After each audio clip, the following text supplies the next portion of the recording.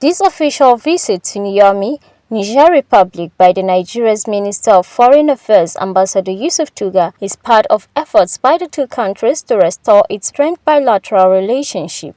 After being received by top Nigerian officials and that of Niger, Ambassador Tuggar and his delegation proceeded for the high-level engagement with the Minister of Foreign Affairs, Cooperation and Nigerians abroad, Bakary Sangaré and his team.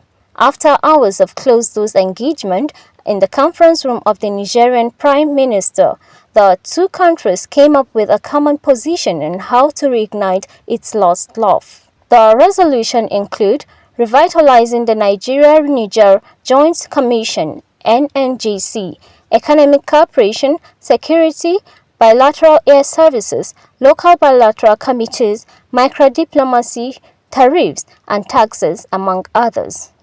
Permanent secretaries of both countries were not left out in the reconciliatory move, as Ambassador Duno Mohammed and his Nigerian counterpart read resolution reached at the meeting. The countries deliberated on various issues of mutual interest that would foster closer relations amongst the people and government of Niger and Nigeria. Some of the concerns raised were the renewed commitment to revitalize the Nigeria-Niger Joint Commission (NNJC), which would further consolidate the gains made so far. The two ministers noted the terrorist threat raging along the border between the two countries, which constitutes a real obstacle to the effective implementation of all development programs initiated by the governments of their countries.